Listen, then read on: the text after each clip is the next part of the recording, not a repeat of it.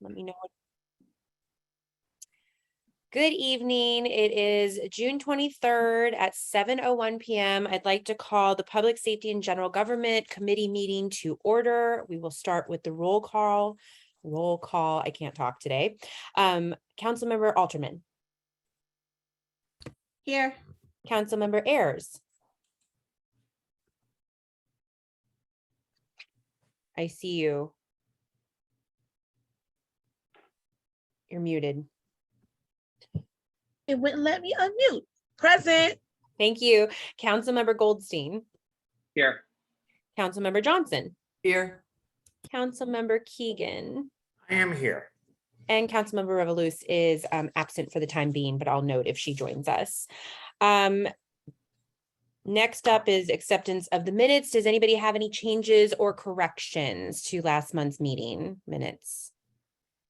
I have one really silly one, and I even think it's ridiculous to bring up, but my name doesn't have a space in it, the last part. It's MCMURRER, not MC dash or space MURRER. So that needs to be corrected everywhere. But I didn't see any others. All right. So do we have, let's go ahead and have a vote. Does everybody approve the minutes? All those in favor say aye. Aye. Any opposed? And any abstentions? Note that Councilmember Ayers abstains. All right, moving on. Do we have anybody here for public participation? We have one under the attendees. I'm going to unmute, and it's a phone, so there's no raised hand. So hold on. Let me just see. Okay. If you are on the phone and you'd like to speak to the committee, please do so by unmuting yourself.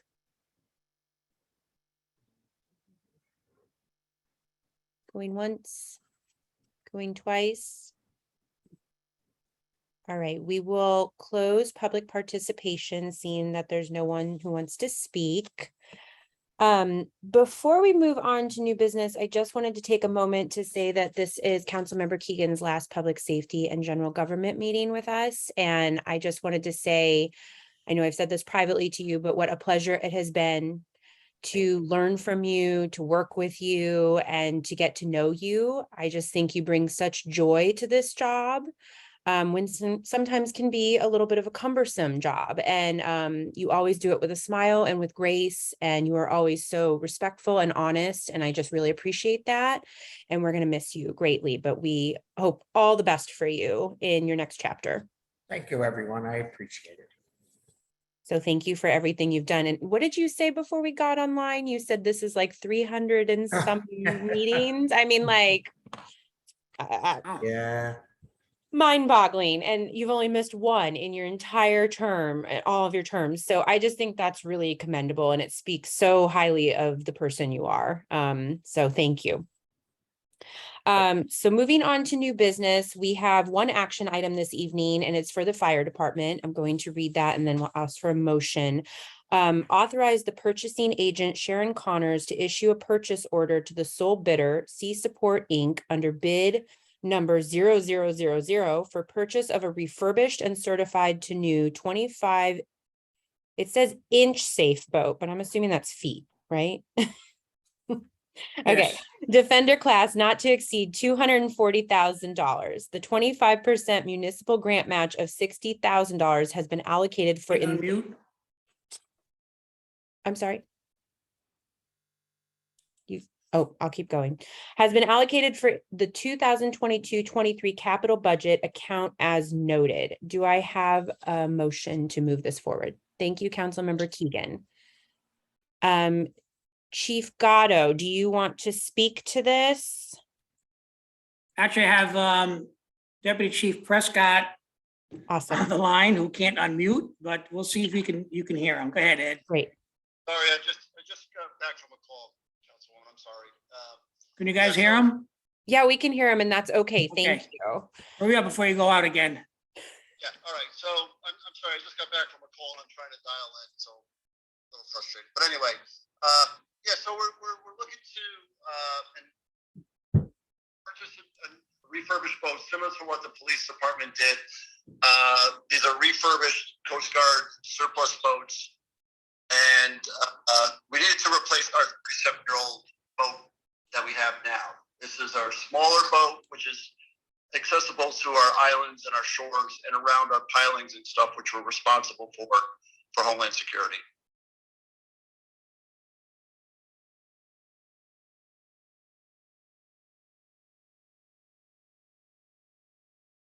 All right.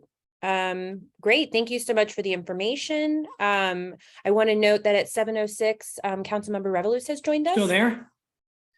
Okay. But that, That's I'm great. sorry, Being the middleman. No worries at all. So without the one any, correction I have, Councilwoman, is that yes.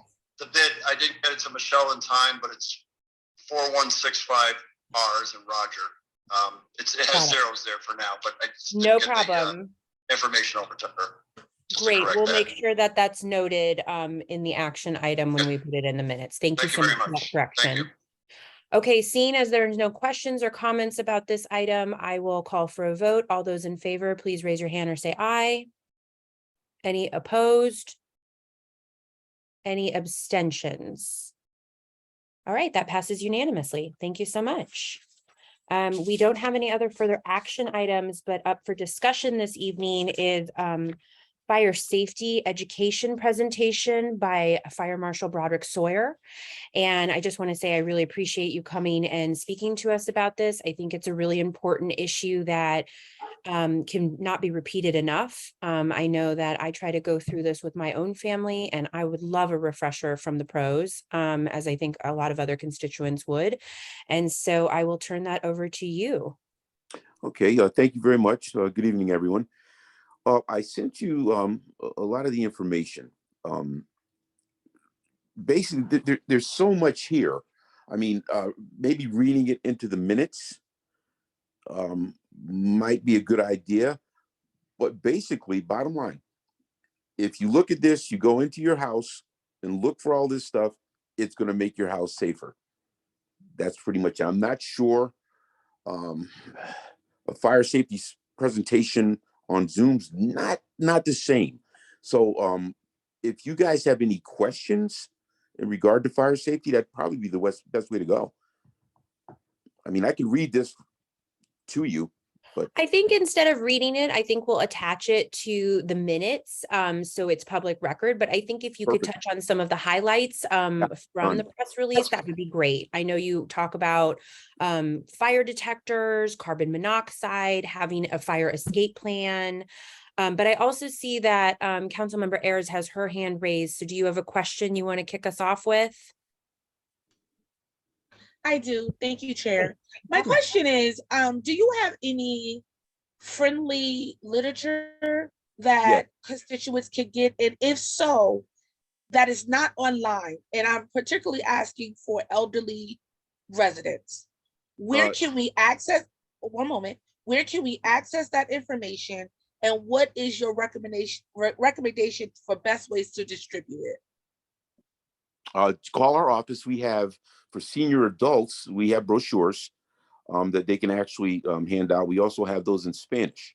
So we, in the past, I brought them up to the senior center. I've taken them to some of our events, but we do have them readily available. And if they want to get them, we can get them to them. So if a program just wants to pick up a bundle, they would just need to contact you and then pick it up from you, and they could distribute it. Yes. Can you just, for the recording, just say your contact information so that we have it for the recording, Sure. please? It's Broderick Sawyer. Direct phone number is 203-854-0248. Email is bsawyer@norwalkct.org. We I also had placed some of these brochures at City Hall, right there in the foyer. There was some on the second floor. Yeah, we can get what you need, as long as we have them. We'll probably be getting another order. Michelle maybe will correct me if I'm wrong on that. With Alert All, so there may be other items there for the type of material literature. Great, thank you. I will double check that there are still some available at City Hall the next time I'm there as well. So, if anybody else has any questions, please feel free to jump in. But Broderick, can you take us through the highlighted points on the literature that you had sent around in terms of what you should be doing to keep your own home safe and in case of a fire? And then we can chime in with any comments or questions. Most important thing you can do is have smoke alarms and carbon monoxide detectors that work. We recommend the 10-year lithium battery. It's a combination. We were installing those. Our program smoke alarm installs from 4 to 7 Monday through Thursday. If the resident calls us, single family or two family, we'll come out and make an installation. Smoke alarms are the biggest thing. The second thing I would say is to have an escape plan. There's a little bit more to this. The way I look at it, smoke alarms, escape plans, all that stuff is fine. If you eliminate ignition sources, your chances of you having a fire are lessened. And I put in here the bullet points: unattended cooking. You're leaving combustible materials on stovetops. You're leaving potentially things inside your oven. Forget the stuff in there. You turn it on to preheat it. Things like that. Improper disposal of old batteries. If you take a piece of steel wool and a battery and rub the steel wool on it, use a little cotton ball, you can ignite the cotton ball. So if you throw your batteries in the garbage and they're somehow make contact, that could heat up, the materials and start a fire as well. A lot of folks don't realize that. Even the batteries that you store that are still in use, you should probably put those little caps on them so that the leads, aren't active. Extension cords is a big one, power strips. What we see a lot of, and if you drive around Norwalk, you'll see as well, Christmas lights. The Christmas lights aren't supposed to be year round, but putting them up every year is an inconvenience. So folks just leave them up there with the extension cord, and your orange extension cord, you will notice it'll start to fade to a yellow color. So it's basically telling you that, I could start a fire here, but folks really don't look at that. And this is what we try to get across with a lot of the information we put out there. Space heaters is another thing. You're not gonna have any problems generally in the summer with space heaters. You're gonna have your, cigarette smoke. You're gonna have the fireworks, things like summer. So it's kind of seasonal. And some of the brochures we have point to seasonal aspects of fire safety. So that's probably, there's a lot of stuff here, but there's so many different things. If you're talking about the biggest thing, smoke alarm, seal detectors, eliminating ignition sources, having an escape plan. And if there is a fire in your home, close doors behind you to put that barrier between you and the fire. Even if it's 3 minutes, it gives you time. That's really it's really the biggest thing that we see. Folks, even if they have an escape plan, when the fire is chasing you, your head somewhere else. It just, you may lose that focus. So it's something that you should practice consistently. If you run into your room for your escape plan, close the door behind you. Make sure everybody does that. Know your plan. Have a meeting place outside the house where everybody can go. And when we show up, hey, is everybody out? Yes, they're all right here. Smoking materials. We've had a few fires from disposal of smoking materials carelessly. We recommend a metal can, dirt or sand in it, 10 feet away from the house with a metal lid. That way, God forbid you don't put it out completely, it's going to go out because it has nowhere to go. There's no combustible materials near it. I would recommend everyone here to go into your house. You look left, you look right, and everything on this paper, look for it. And now I can tell you, my house, before I was a fire inspector, a lot of this stuff was here. So now you go look at it and you'll see where your boiler is. Chances are you've got some storage down there. And most people do. They just, it just piles up. That's just natural. You also have, if you have a person that does woodworking, for instance, a pile of sawdust, if you leave it there, it could heat up and start fires. We've seen that as well. That also goes for linseed soaked rags. You do your cleaning, your furniture, you throw them in the corner. They should be in a metal container with a lid that's sealed. If you're going to do like a gas station would have, but most people in a single family home, they're not going to think of that. It's pretty much housekeeping. Incandescent light bulbs. You got them in your closet, you turn it on, you forget that it's on, and you've got your sweaters piled on the top shelf.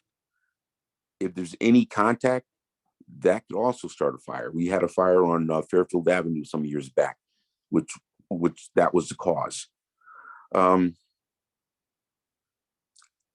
Does anybody have any questions? Because there's so much that, maybe the chief could add into some of this stuff that I may have missed some stuff.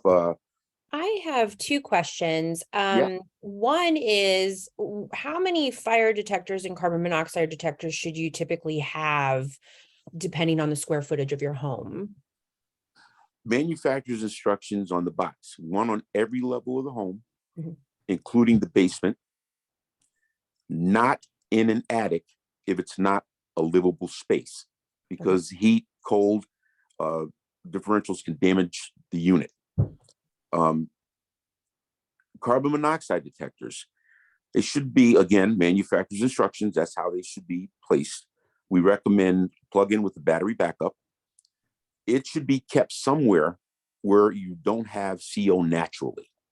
If you got one in your bedroom and it goes off, you have a problem. But if you got it down near your furnace or in your kitchen with gas, you're going to get false activation. So you may ignore it when it's real. The answer to that is follow the manufacturer's recommendations. And if you look at the back of the box with the instructions for smoke alarms or CO detectors, carbon monoxide detectors, it'll show every level of the home. Great.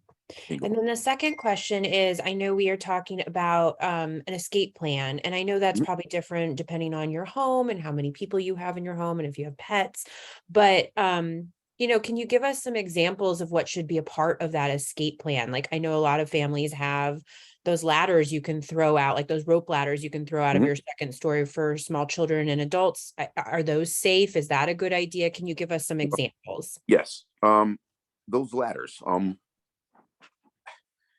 When you go out of your window, if you're on the second floor, you throw your ladder out the window. Is that ladder flush to the side of your house? Because once you put your foot on the ladder, there's no foothold. So there's some ladders that you put on your windowsill and it extends the rungs out so that when you step out, you have something solid to step on. I'm in a size 13 shoe, and if I have a ladder that's close, there's no way I'm going to be fumbling with it. So you have to be careful when you get those. Depending on how high up you are or how old you are, you may not use that anyway. The best thing you can do is have that escape plan to get out of the house. If you've eliminated ignition sources, if you have your smoke alarm and CO detectors working properly, you're going to get early notification. But there are different things here. If you live in an apartment building, okay, an escape plan might not be that simple. So you may want to protect in place. What I mean by that, in an apartment building, you're probably going to have sprinklers, you're going to have the fire alarm system, you're going to have, solid, 45-minute doors. So what you would do is protect in place and keep wet rags under the door so the smoke can't get in. You may be able to get out into the corridor in an apartment building. You feel the door with the back of your hand, and there's no heat. you may be able to open it, peek out to see if you have a pathway to get down the hallway, but you just don't go running out of your house and down the hallway, not aware of where the smoke or fire may be. So a lot of times it may be better to protect in place in that type of setting. In a residential home, single family, you're probably going to have, a 20-minute door. It's not a solid core door. So you're not going to have as much time to protect in place. So your escape plan would be beneficial in that instance. What I would say, depending on what your house looks like, and the quickest exit out, I mean, there's a lot of different ways. You want to look for a spot where you may have a short roof where you can get out onto. If you can do that, we're 4 to 6 minutes away. So we're going to get there and you're going to be out of the house. And that's the most important thing. Other than that, with the escape plan, everybody's got to know it. Everybody's got to practice it. You should practice it at different times, rain or shine. If you have family members that visit often, let them know what the plan is. Have a meeting place so that when you get there, is everybody here? Once you're there, don't go back in. Oh, the dog's in there. The dog, we'll go in and get your dog. But the dogs are low to the ground. They have a better chance of survival because the smoke may not bank all the way down. Part of the escape plan, it should be written. A lot of times with the children, letting them do the escape plan, it gets them interested in it. And children, the smoke alarms, sometimes they don't hear them. I mean, it's just the level of their hearing, I guess. But there are smoke alarms that you can program with a parent's voice, telling them to get up. I mean, it costs a little bit more, but if you have a child that, that sleeps heavy or whatever the case may be, you might get something like that. For the hearing impaired, there's also bed shaker alarms. So that, I'm just expanding on everything that's coming into my head right now. But the bed shaker alarms are pretty good too. It's a little shaker under the pillow. When it activates, it shakes the pillow. And you also have strobes, which are visible. And you can also do something audible for someone that can't see. So there's a lot of things you can do to assist in your escape plan. But once you're out, stay out. Call the fire department from inside the house. Even if you're not sure that there's a fire, get out of that smoke alarm goes off. If you go investigate and you find something and you have to fight it, do you know how to use a portable fire extinguisher? If you don't know how to use it, or it isn't maintained properly, it might not work. So now you've wasted, fire doubles in 20, 30 seconds, every 20, 30 seconds. So fire's getting bigger while you're fumbling with the smoke alarm when you should have been outside calling us. So those are the kind of things that you want to look to do as part of your escape plan. I just want to. I said, I'm sorry, go ahead, Chief. I want to add one thing about the escape ladders. They're great to have on a second floor, but don't keep it closed up in the box. And God forbid, when you have a fire and you're ready to use it, you will not know even how to unpackage it. If you're going to get one, you got to make sure you use it and practice with it. It's more important to make sure you close your bedroom door every night. Have a smoke detector every bedroom, every level, working smoke detector in every level. You'll be a lot better off. Good point, Chief, especially with the inside the bedrooms. A lot of folks don't do that, but if you sleep with your door closed, both inside and outside will help you. Some people sleep with the door closed, and if you got one inside, it's going to help you. Great. That's all really great information. Councilmember Keegan, do you have a question or a comment? I do.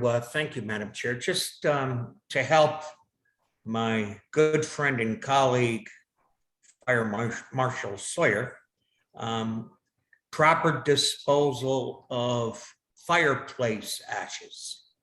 That is, we've had so many tragedies in the last number of years because people want to get rid of the ashes and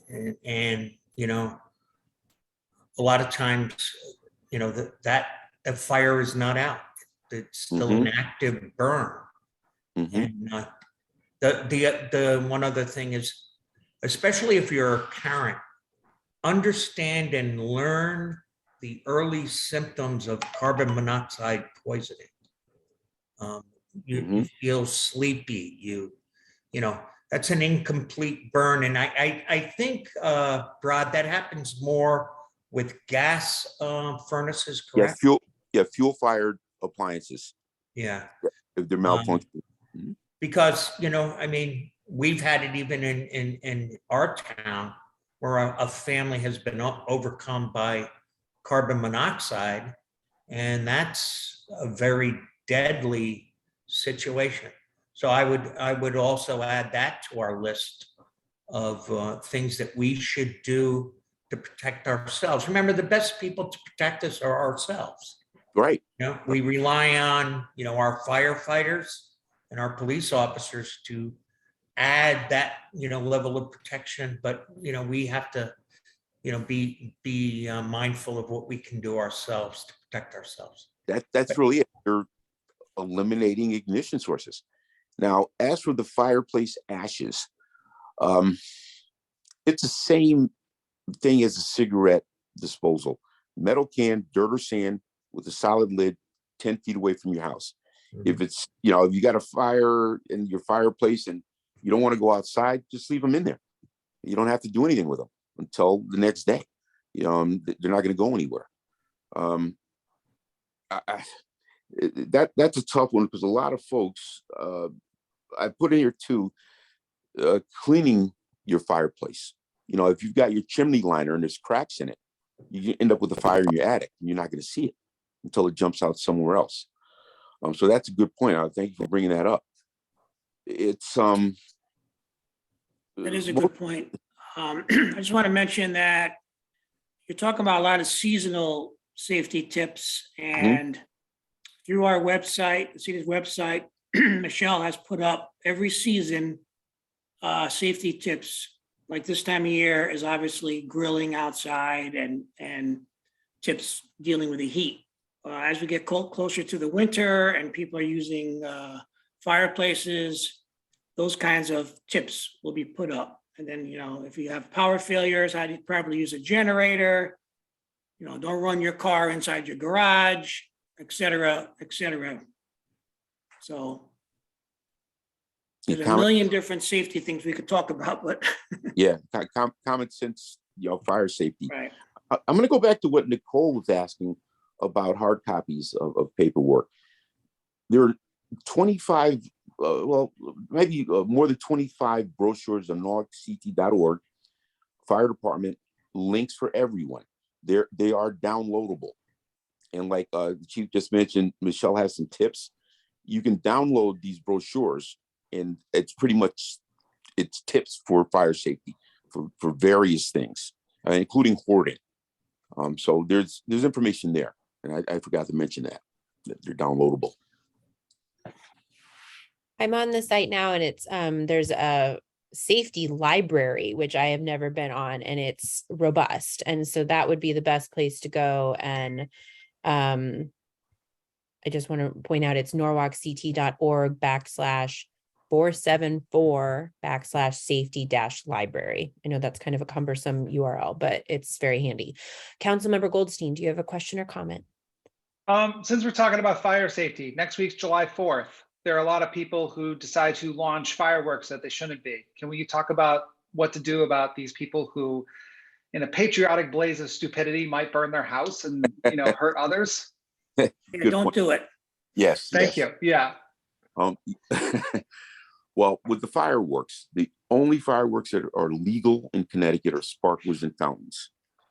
What's been happening is in Danbury, people have decided they're going to get a lot of sparklers and a lot of fountains and make bombs out of them.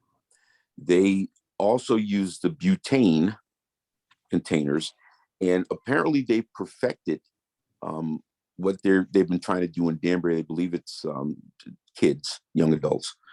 But with the fireworks, the only thing legal, sparklers, fountains in Connecticut.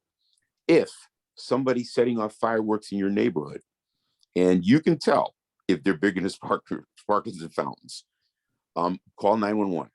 Our guys go out, and if need be, they'll call PD and contact the fire inspector to come out there and let them know that, hey, you can't do this.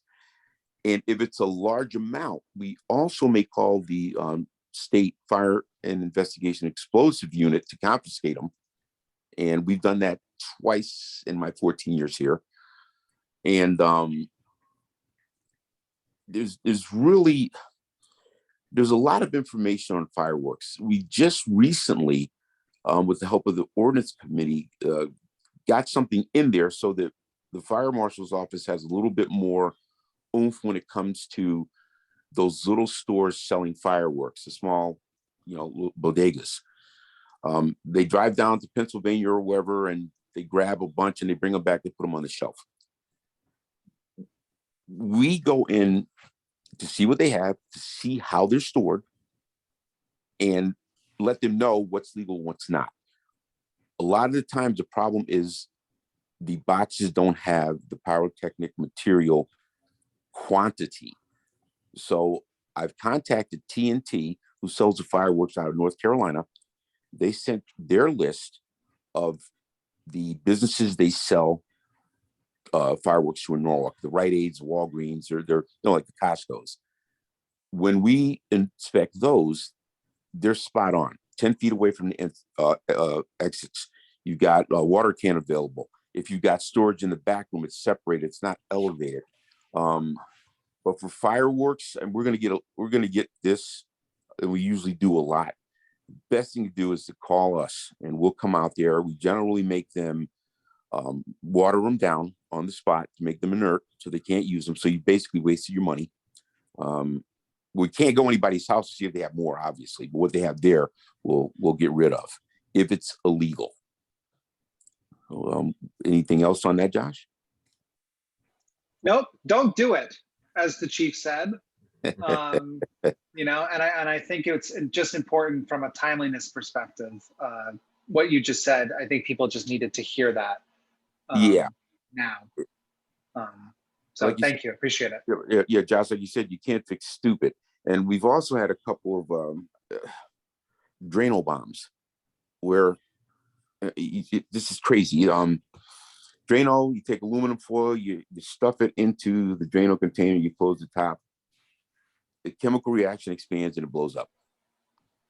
And that's another thing that's been happening in other parts of the state that we're just here, get bits and pieces, but usually eventually it gets around. So that's kind of stuff that, that you want to make a bomb, you get that there's plenty of ways to do it. Don't give him any ideas, Broderick. Yeah, I was thinking about some of those classes in New Haven too. There's a lot of stuff, but yeah, that's pretty simple with the fireworks. I mean, you call us, we come out, we do our thing, and we'll make sure that they don't use them again. And that's sort of the same thing leading into the fire pit season and the grilling season. Okay, now there's another thing. If it's a legal fire pit, you bought it from Lowe's, it's got a spark arrestor, you're using it according to manufacturer's instructions, it's on a solid, non-combustible surface when in use, you're not burning leaves and yard debris in it, you have a readily available water source, it's 3 feet minimum away from combustible materials, it's okay, it's legal. What we've been coming across is the smoke is going into your neighbor's house. So the neighbor calls and say, hey, the fire pit's smoking. So we go out. I'm not comfortable asking someone, a resident, to put out a fire in a legal fire pit because we've gotten situations where the neighbor doesn't like the neighbor. So they just call no matter what. And if that's me and what I'm doing is legal, I would have a problem with that. And I tell you, pound sand, I'm not going to do it. So that we've gotten into that situation as well. The smoke, that is not part of what the fire marshal's office does. In chapter 11 of the city charter, which is air pollution, and chapter 71, which I believe is nuisances, Air pollution is generally covered by the health department in DEEP. So in those chapters, there's something called the Ringleman chart that measures particulates to see if it's a hazard. When I asked about the Ringleman chart a few years back, they haven't used that since 1968. So there's no way of measuring particulates. So if there's a smoke nuisance, what I've told our guys to do is ask if the person wants to be evaluated by medical personnel. And if they need to get transported, it's up to them. But if they have asthma, the smoke could definitely be damaging, but we can't control the wind. And if a guy's doing something legal, if he's got a hot dog on his grill in the backyard and it's smoke, I mean, it's tough to do that. But the go-to is always call us. If you have any questions about a fire pit, somebody illegally burning, they can't just get a 55-gallon barrel, put a grate over it, throw a couple of hot dogs on it while they're burning their leaves in the barrel. That you can't do. But that's part of this summer grilling thing. I think anything off the top of my head on that. But anybody questions? If you want to add anything to that? Nope.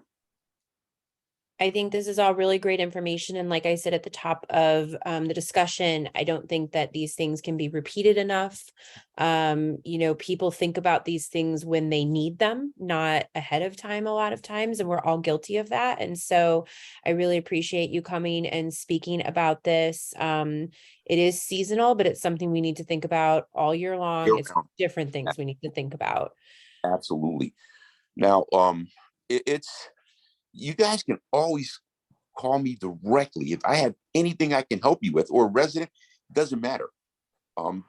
Just let me know, and I have no problem, speaking to folks. Thank you so much. I wanted to point out and just clarify or confirm what you said earlier on in the discussion. You said that your team can actually go out and install Yes. Fire detectors and carbon Yes. monoxide detectors. And I think that's a great service. So could you just repeat that? Because I think Sure. it does bear repeating that information for people. Sure. Monday through Thursday, 4 to 7 p.m. If you contact my office and you give us date, time, whatever, we'll come out and install smoke alarms, one on every level. We don't have enough to do one in every bedroom, it's not the way it works. We just give you what we can in regard to what manufacturer's instructions say. If you have a hardwired electrical smoke alarm, we do not replace those. That's something you'd have to call an electrician for. It's free, first come, first served basis. We have about 12 left, but I'm working with Home Depot now because we got a bunch of them from them a couple of years back, I believe, if the chief can correct me on that too. And we, first come, first serve. I've also talked to Beatrix up at the senior center about this, so they're aware. And we've installed approximately 250 in 50 or 60 homes since it started in 2016. It was going on before 2016, but we just did it. If we see it, somebody needs one, we have them, we would go and do it. But this is more geared to, to have it on a regular basis if a resident needs it. And that number is 203-854-0244. That's Miss Sadler. You already have my number. She will put you on the list, and we'll come out and make that installation. Generally, it won't take longer than an hour. We also, during that time, will offer you any fire prevention, fire safety tips. We'll walk through the house with you if you want us to. A lot of times, fire marshal, folks don't readily let the fire marshal in their house because they think the fire marshal is going to write up a violation notice. We do not write violation notice for 1 and 2 family dwellings, except for smoke alarms and egress issues. So do not fear us coming into your house to put a smoke alarm in for you. I think that's about it, Jen. I think that is a great service and I really appreciate you all doing that. And it's something that I did not know we offered. And I think that's really wonderful. I hope you get a lot of requests for it actually. And I hope you can get some more Me too. fire detectors from the Home Depot or other resources. And I'd they've be been happy great. to help reach out to people too, because I think that's a great offering that you all do. So thank you so much for doing that. Does anybody else have any other questions? I know we can reach out anytime, which is wonderful. And I encourage constituents to do that too with any questions. Please do. Please do. I mean, that's how we stay educated on this stuff. Absolutely. I think it's really important. And just two additions, the Red Cross also does a smoke detector installation program as well. They've been doing it for quite a few years. Similar to, again, the fire departments. There's a list, they'll have volunteers go out and do the installation and education. So sometimes if people are not as comfortable with having city employees, then again, Red Cross is always an option. And they often do it in English or Spanish. And then also on October 1st, I think that's the date we picked, we are doing the annual open house touch a truck. So that's fire, police, EMS, and public works. So again, a lot of the apparatus are on display, the smoke tower, a lot of education, outreach, fire safety, emergency preparedness, tattoos, whole 9 yards. So as we get a little bit closer, we'll start doing more of the advertising. And definitely would love to have the Common Council members help with some of the outreach and just spread the information far and wide. We took a couple of years off due to COVID. So hopefully everything will be a go this year and we'll have great crowds. I'm so glad to hear that that's back because that is one of the events that I look forward to. And I know my kids do too. So really looking forward to that because it's fun and it's educational. And it's a great way for them to get to know you all and all the good work you do, both in the fire department, the police department, and EMS. So thank you. Hey, And we Jen, will definitely help push that out. Jen, I want to Yeah. add something to Michelle. With Michelle's talking about the Red Cross. The last time we did the Red Cross, they wouldn't come down for one house. I'm not sure if they're still doing that. They would have a list of homes, and then they wanted to come out with the fire department and the inspectors and go through. We did a few with them, but if you call us, we're going to get it more than likely sooner than the Red Cross if they're still doing it the way they were. And I'm not sure that they are. Maybe Michelle can. Yeah, I think you're mixing two events. So they'll do the installation. I think you're thinking of their big canvassing event that they had done once or twice, where they were doing a lot of door-to-door outreach. It's two separate things. Oh, so we can use them to come down like we're doing now. They'll come on a Monday if somebody calls them. That works. The more people installing them, the better. Absolutely. I think the more the merrier when it comes to anything safety, right? Thank you so much again for the presentation. We'll make sure that information that you sent along, I shared it with the committee. We'll make sure that that's attached to the minutes for the minutes for this meeting so people can readily access that on the city website. But I also encourage people to check out that safety library link because it is a robust amount of information and really good stuff for kids, for adults, for the elderly, for seasonal things, anything you can really find there. So thank you so much. Does anybody else have any other comments or questions? Guys, 45 minutes. I am proud of us. And I have Well the gift of gab. done. Well done, you. Okay. Do I have a motion to adjourn? Councilmember Keegan, I your was about last to say it. meeting. I know. I usually let you do it, but I would like to make a motion that Councilwoman Revolou adjourn us. Oh, you're so sweet. You're the best ever. Motion to adjourn. all those in favor, please say aye or raise your hand. Good night, everyone. Unanimous. Have a wonderful night and stay safe. Thank you Thank so much, you. everyone. Have a good Take care. night. Bye. Have a good night. Good luck, Tom. Good night.